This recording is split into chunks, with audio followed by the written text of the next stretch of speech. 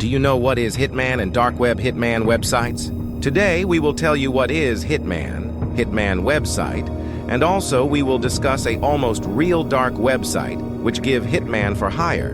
Now, we all know about the dark web and why it is so famous. There are many stories related to the dark web that give people a thrill upon hearing them, such as tales of red rooms or stories about illegal weapon and drug sales.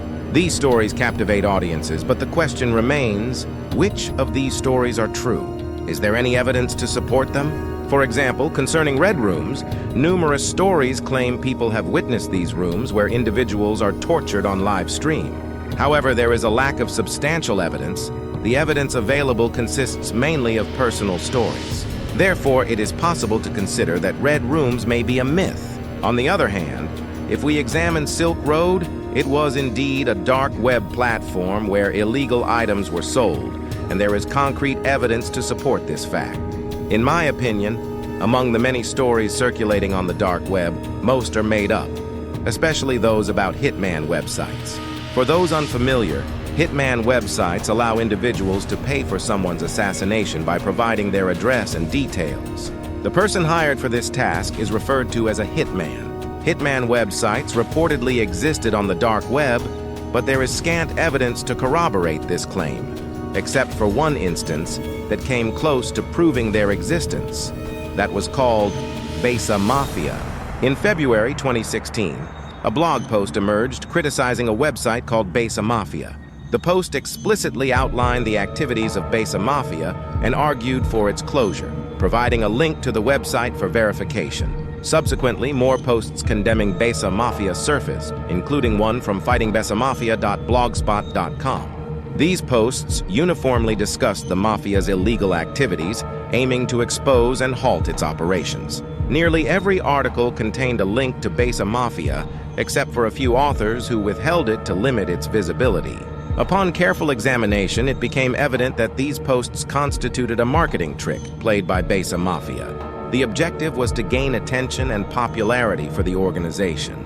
Despite its dubious nature, this marketing strategy proved successful, as the website received significant development compared to other Hitman websites available at that time. While other Hitman websites primarily engaged in Bitcoin scams, Besa Mafia's website stood out for its apparent authenticity, suggesting it might truly offer hitmen for hire.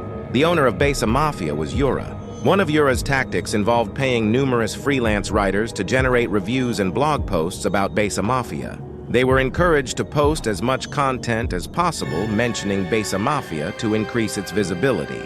Eventually, Besa began to dominate Google searches due to the extensive engagement of freelance writers. These writers also established multiple Reddit pages, enhancing the perception of Besa Mafia as a legitimate website. Reviews praising Besa Mafia's services increased, with individuals claiming to have used the organization to enact various illegal activities, such as burning their enemy's car and property. The situation escalated when people started publishing news articles on their blogs, admitting to crimes and crediting Besa Mafia for their execution. This flood of reviews, blog posts, and news articles attracted considerable attention to Besa Mafia, including that of Chris Montero. Chris Montero was a cybercrime researcher. On February 20th, 2016, a discussion emerged regarding Waki assassination, asserting that all Hitman websites are fake except Besa Mafia. This assertion captured Chris's attention. Subsequently, Chris conducted extensive research on Besa Mafia and penned a blog post. In his post, Chris expressed, "I will admit that if it weren't for this terrible advice, I would have commended the site for being an effective fake. But come on, no tumbling." Now, what is tumbling? Tumbling is a process in which, if I want to send Bitcoin to another person without being traced, I will simply divide my Bitcoin amounts into various small sums and send them to different receivers at different times. This makes it challenging to trace all my Bitcoin transactions, thus enhancing security. This process is referred to as tumbling. Chris had mentioned one more thing in his post, that all the Reddit posts or reviews of Besa Mafia are all a marketing stunt somewhere, because all the Reddit pages, all these reviews and posts are being posted. They are all freshly made. They are not the accounts of old, actual people. They are newly created, and through them all these posts and reviews are being posted, and this post of Chris. After this, Chris received an email from Besa Mafia. The administrator of Besa Mafia had posted this email, and that administrator had written this. Besa Mafia is a marketplace, and we have registered gang members. We are not like other Hitman websites, they only have one team. Let me know if we can prove to you that we are legit. After the conversation between Chris and Yura ensued, Chris documented the entire exchange in a new blog post and published it. This email originated from Yura, who also offered money to Chris on a monthly basis. Yura explicitly stated, "I will give you money on a monthly basis so that you can post good reviews and speak positively about Besa Mafia on your own blog post." However, Chris declined this offer. Subsequently, Yura made another proposal, asking Chris if he had any enemies he wanted to deal with, which Chris also declined, as he had no such adversaries. When all the offers were exhausted, Yura resorted to threatening Chris. Yura stated, "Do whatever you need to do, but if you claim that our service is fake, we will spread rumors about you being an undercover cop with the intent to confuse and distort people on the dark web." The conversation did not progress further, but on April 10th, 2016, a video was posted on the internet, with the link provided below Chris's blog post. You can watch this video yourself.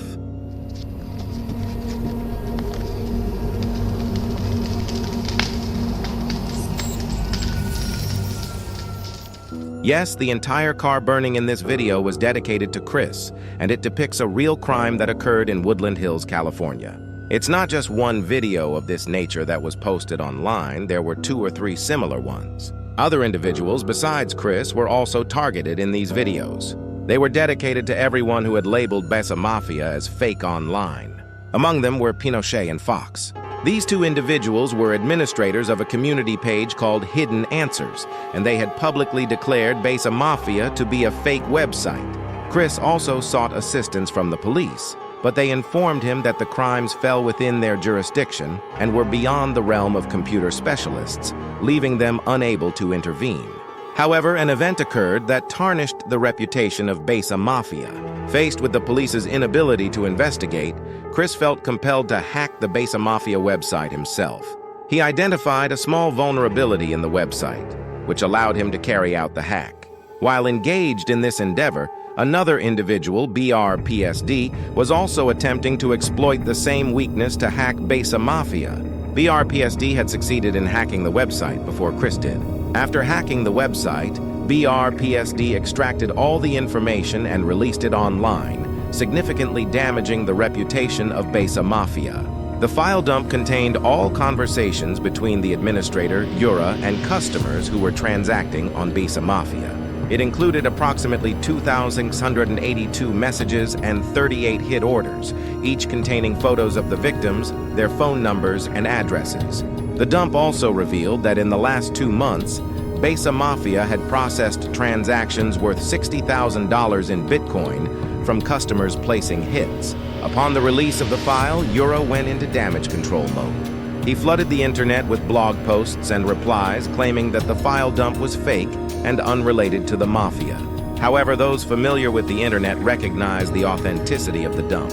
The leaked messages provided insight into the lengths people would go to hurt others, including elaborate schemes. For instance, a Turkish man requested Besa Mafia to marry his ex-partner to torment her. Another client sought the murder of his wife's boyfriend and the trafficking of his organs, followed by his wife's exile to Saudi Arabia.